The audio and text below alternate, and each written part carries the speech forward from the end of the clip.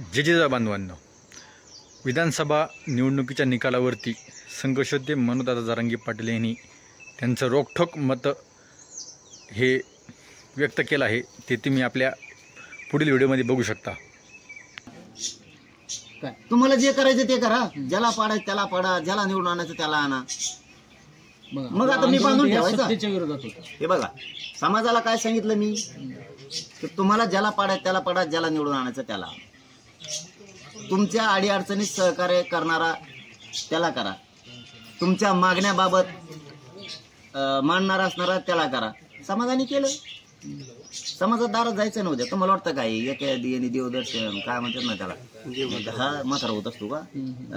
तुम्हाला आता गप बसले, मराठ्यांचं मतदान घेऊस तर गप बसले. तुम्हाला वाटतं का मराठ्यांचं मतदान घेऊस तरच गप बसा, गोड गोड बोला? ते मराठी ना खाऊन दुळून काढतील तुम्हाला. तुम्ही जर तसा डाव करताल की काहीच बोलायचं, निवडणुकीच्या काळात गप राहायचं, मराठ्यांचं मतदान एकदा घ्यायचं, सत्तेवर बसायचं, हे जर काही डाव असेल ना खुरदुळून घेते मराठी तुम्हाला. केलं का सत्तेत येण्यासाठी? मराठे म्हणायला दिल्ली पाशी सुद्धा टेन्शन येतं. हे कोणी दिले भांडगुळ बाकीचे टेन्शन येतं. टेन्शन मराठे नीट रस्त्यावर आणणार. पुन्हा माज मस्ती जर आली ना, गोड बोलून मराठ्यांचं मतदान घेतलं असेल, माज मस्ती जर आली ना, मराठ्यांची बेमानी केली ना, गुडघर टेकीते नाही मराठी, पुन्हा मरण उपोषण सुरू होणार. बेमानी जर केली तर सामूहिक होणार. ते बी सरकार फरकार काही नाही मराठ्या पुढं. आणि तसले कोणी भानगडीत पडायचं नाही. निवडून आले का सत्तेत आले काय मराठ्याला त्रास द्यायचं कोणी काम करायचं नाही. मराठ्यांनाही सांगतो, अजिबात कोणाला दबायचं काय कारण नाही, कोणाच्या वाटा जायचं नाही, कोणाला पाया लावायचा नाही. मी तुमसाठी तुम्ही माझ्यासाठी बघू कोण काय करता. गोड बोलून समाजाचं मतदान घेतलं का असं तुम्हाला वाटतं का? गोड मराठ्याने बी बोलून केलं असं. मराठी काय स्विच आहे काय? मग त्यांचं गोड बोलणं कामच असतं. मग मराठी काही स्विच नाही तेवढे. त्यांना अडीअडचणीत सहकार्य करणारा, त्यांच्या मागण्याबाबत मांडणी करणारा, हे समाजात सांगितलं. पण मी समाज बंधनमुक्त केला होता. कुंकडं करा याचा अर्थ असा नाही की मग इकडंच का केलं तिकडंच का केलं असं नाही म्हणू शकत. म्हणजे समाज बंधनमुक्त करायचा. एकूण समाजाला मायबाप मानायचं, एकूण पोराची भूमिका निभवायची, आणि मूर्खासारखा त्यांना कोणाच्या दावणीला बांधायचं. मी हे कोणची पद्धत आहे? मग मी मग मोकळा सोडला, समाज सोडला, आंदोलनाला पुन्हा एकत्र येणार राज्यातला. पुन्हा तुमच्या पाठीशी उभे राहतील तेवढ्याच प्रमाणात आंदोलन. आणि तुम्हाला कवा दिसली पाठीमागं नसले? कवा दिसली? उद्या हाक मारली की मराठी लगेच. नाद नाही करायचा. ती काय ते मोगमे काय सोशल मीडियावर लय पुरता फॅक्टर, आमचा फॅक्टर. तर फॅक्टरला 3 नाही आले, सगळे एक नाही आलं. प्रचार करतो एकाचा निवडून आली, एक गप्पा आठवत येतं उगत. सोशल मीडियावरचं काम नाही मराठीचं, ग्राउंड लेवलवर आहे. उगा बसते विश्लेषक तिथं. हाके म्हणतात की ओबीसीचा अंडरकरंट होतं म्हणून. त्यांना नाही बोलत आम्ही. चरित्र नाही, गिनीत नाही ते. आम्ही त्यांना विरोधक मानलेला नाही. मी पहिल्यापासून काय सांगितलं, आपण यांना विरोधक मानलेला नाही.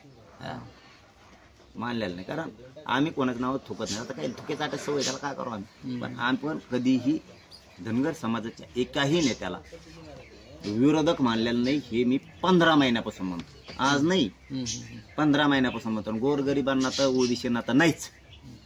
त्यांना तर काय एकाही शब्दांनी दुखवलं नाही. त्यामुळं कोणी काय बोलायचं आणि काय नाही बोलायचं ज्याने त्याने ठरवायचं. पण आम्ही आणखीन त्यांना विरोधक मानलेलं नाही. मानल्यावर बघू.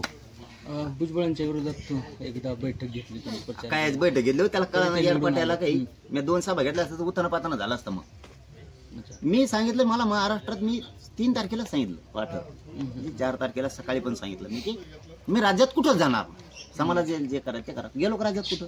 अहो तिथं ते पोरगा आंदोलनातलं आहे ते सचिनभाई, त्यांच्या आधी एक्सपायर झाल्या होत्या. मी त्यांच्या सांत्वन भेटीला गेलो. मग आता जाता येताना गाव आहेत ना का, गाव उठलून तिकडे समुद्रात व्हायचे होते की नेऊन. गाव थांबणारच ना, प्रेम करतात आमच्यावरती लोक तेवढे. मग तिकडून गेलो, ते म्हणले तिकडून दर्शन घेऊन आपण इकडून बाहेर निघू, हवी इकडून जवळ, म्हणजे समृद्धी महामार्ग जवळ. ठीक आहे, आता म्हणलं मला माहित नाही, चला तिकडून. मग गावातले लोक भेटणारच ना. आता ती गर्दी इतकी व्हायला लागली की 2-2 घंटे माझी गाडी निघत नाही. आता तुमचे 12 घंटे झाले तरी गर्दी होत नाही. त्याला मी काय करू? मी त्याला काय करू शकत नाही. मी माझ्या लोकांना भेटणारच ना. माझे लोक माया करतात, कारण त्यांच्या लेकरांसाठी मी लढतोय. मी त्याच्यासाठी लढतोय. मी कुठं सभा घेतल्या का राज्यात? नाही. ठीक आहे, तुम्हाला आता माझं मस्ती आली असली, उद्या आणखीन दिवस उगणारच. बघू मग मराठी काय असते पुन्हा दाखवू काय त्याला. ज्या सरकारविरोधात 14 महिने आंदोलन केलं त्या सरकार पुन्हा स्थापन होतं, पुन्हा हेच आंदोलन सुरू होणार आहे. आंदोलन मी तर मागच सांगितलं होतं तुम्हाला.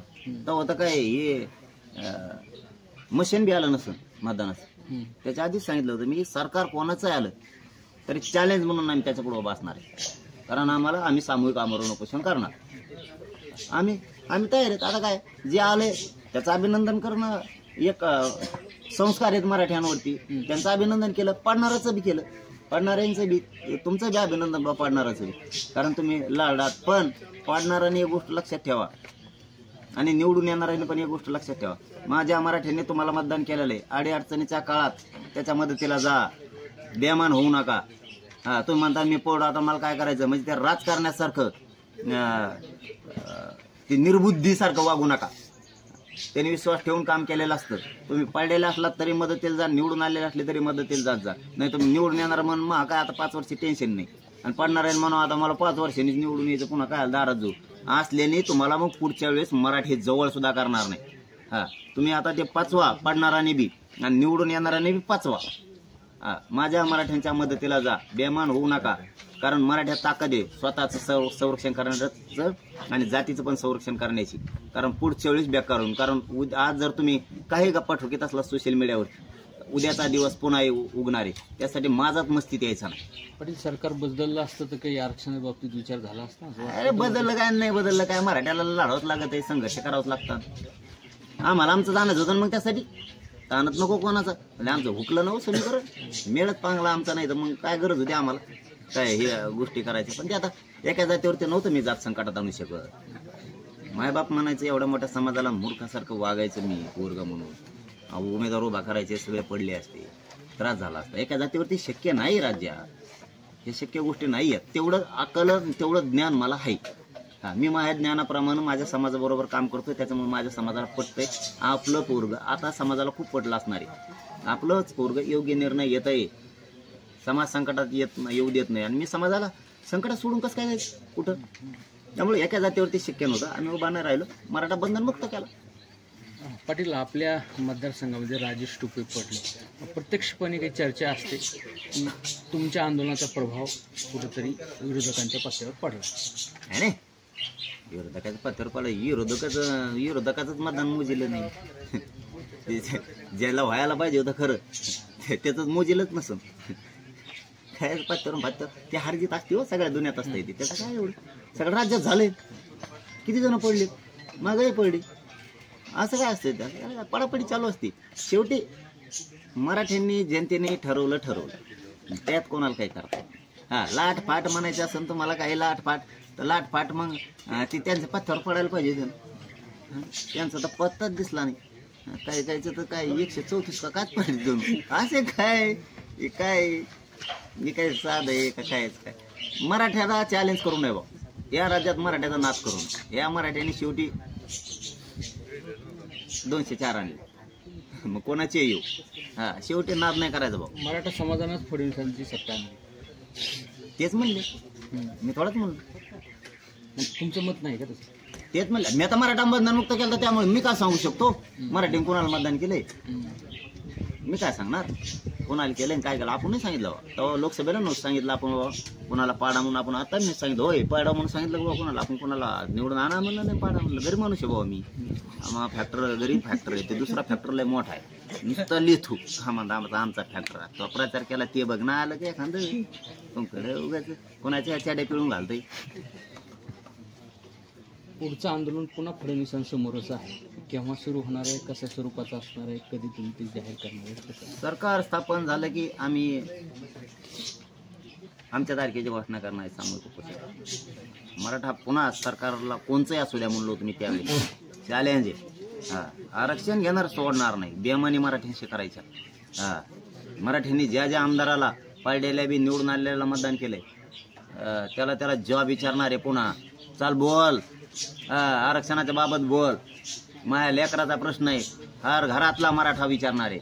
हो, आलेल्याला पण आणि पडणाऱ्याला सुद्धा. मतदान केलंय, तू पड किंवा निवडून आम्हाला देणं घेणं, बोल आरक्षणावर. हा, माझ्या लेकराचा प्रश्न आहे, सगळ्या पक्षातला मराठा बोलणार आहे.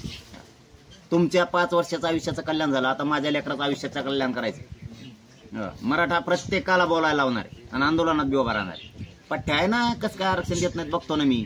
या 14 महिन्यात मागच्या हेच सरकार होतं. मग आता कवर आहे ना, मला काय घर, मी जवळ जिवंत आहे तोवर मी यांच्या पाठीमागच आहे. हा, आपण पक्का आहे, टेन्शनच घेऊ नको म्हणा. तू आणखीन तू पुन्हा आला की मी पुन्हा बसणार, हो दी.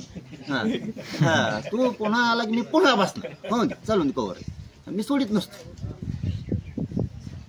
एकूणच मनोज जरांगे पाटील यांनी सांगितलंय की सत्ता कोणतीही हो, मी माझ्या आंदोलनावरती ठाम आहे. ना येणाऱ्या काही दिवसात म्हणजे सरकार स्थापन झाल्यानंतर आंदोलनाची तारीख ठरली जाईल आणि तेव्हापासून मराठा समाज पुन्हा अंतरवली सराटीमध्ये एकत्रित आलेला पाहायला मिळेल.